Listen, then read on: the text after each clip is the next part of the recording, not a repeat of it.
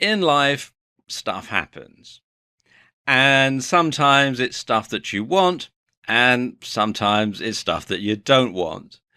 And if it's the latter, you need to get over it. And you need to learn the lessons from failure. And I'm going to talk a bit about that in this video.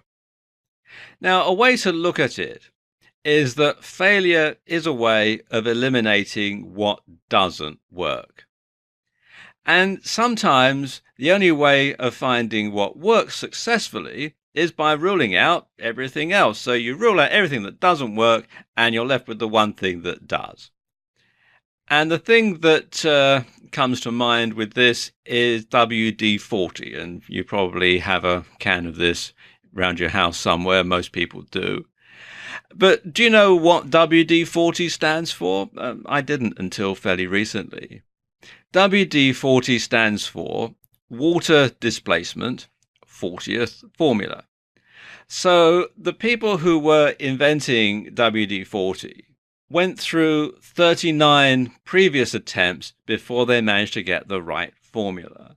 So it could easily have been called WD-30 or WD-39 or WD-41 if they'd taken different steps, if things had gone slightly differently.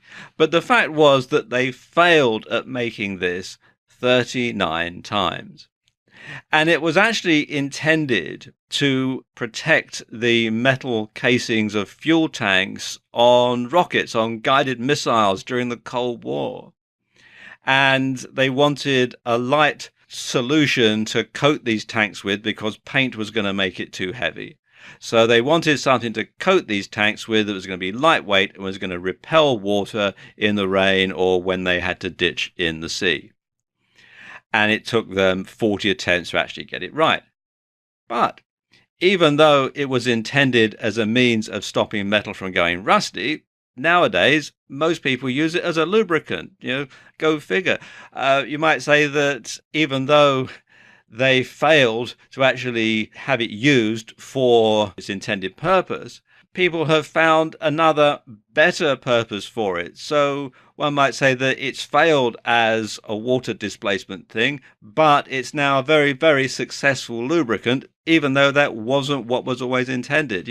Stuff happens. So don't see failure as defeat. It's not you against the world.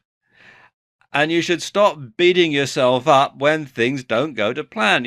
Stuff happens. Get over it. And you also want to learn the difference between failure and mistakes. Some people think that the two are the same, but they're not. Failure is when you tried something with the best of intentions and it didn't work. Mistakes are when you did something that you shouldn't have done or should have known better. Basically, failure is an elimination process and mistakes are just stupid. And many of the most successful people on the planet failed before they achieved success. Henry Ford, he went bankrupt twice. Jay-Z had to start his own record label because no established label would sign him.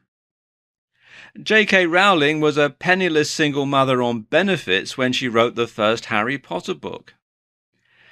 And it was rejected by 12 publishers before she finally found someone who would publish it.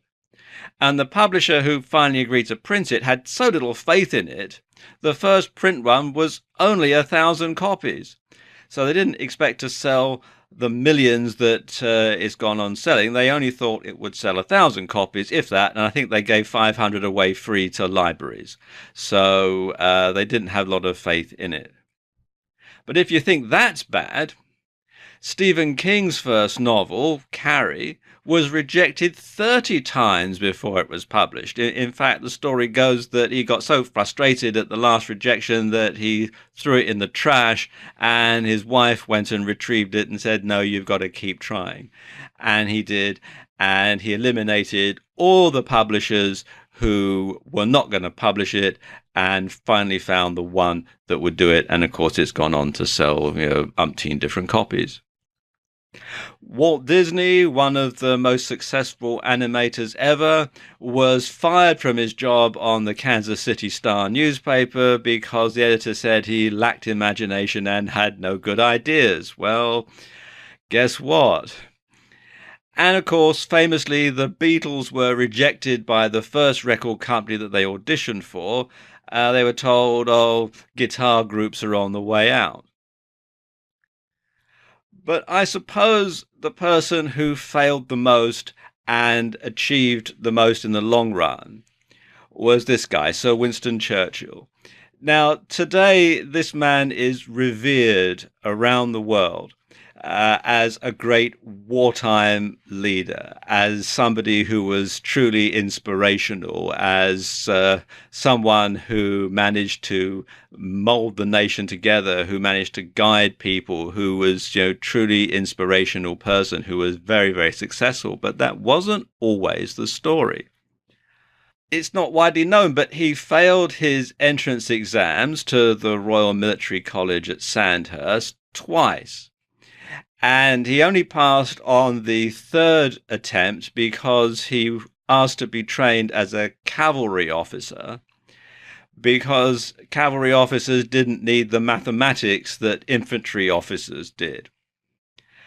He had a quite distinguished career in the military, but he failed to win the Victoria Cross, which is the UK's highest award for gallantry, for his heroism during the Boer War because he'd left the army to become a journalist. So some of his greatest exploits were unrecognized by the nation because he'd already left the army. And actually, if you've ever seen the movie Young Winston, it's all about that time when he was in the war in South Africa. It took 3 attempts for him to get elected to Parliament the first time. And he held 5 different seats in Parliament during his career. So there were times when an election came and he got booted out and was in the so-called wilderness. And he tried an additional 2 times to get elected to Parliament and failed, even though he'd been in Parliament before. So he was 3 attempts to get elected to his first seat, and then he lost it, and then he had other attempts to try and get back into Parliament. And even when he was in Parliament, he had to sometimes change seats because there was the fear that he might get unelected at the next election. The Gallipoli landings in the Dardanelles campaign, which he helped devise, are widely considered to be one of the most disastrous campaigns of World War I. This is particularly true in countries like Britain and Australia. If you're watching this in Australia, that's probably what you've always been taught. If you're watching this in Turkey, you might perhaps have a different perspective on that. But from the Allied side, it was certainly considered to be one of the most disastrous campaigns of the First World War.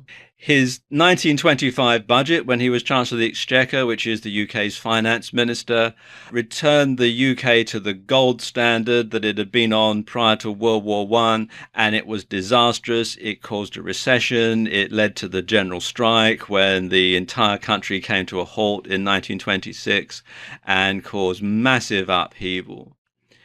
And he supported Edward VIII during the abdication crisis. He didn't think that King George VI or the future King George VI would be up to the job. It's a mark of both of them that they actually became quite good friends in the end. But in the abdication crisis, he supported Edward VIII. He really backed the wrong guy. But cometh the hour, cometh the man.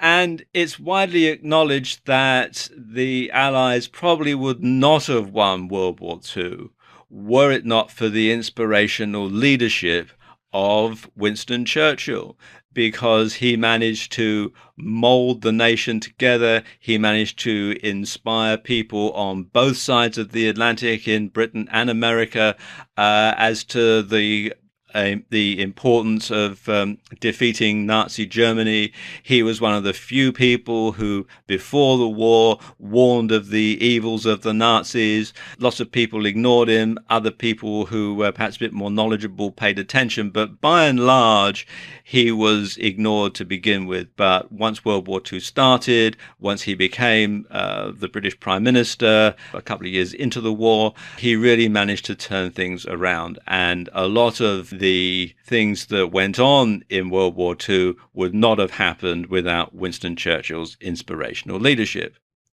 But of course, even that ended in failure, because after World War II, people in Britain didn't want to go back to the old ways from before the war, which is what Churchill wanted, and they booted him out. So even though he won the war, he lost the peace.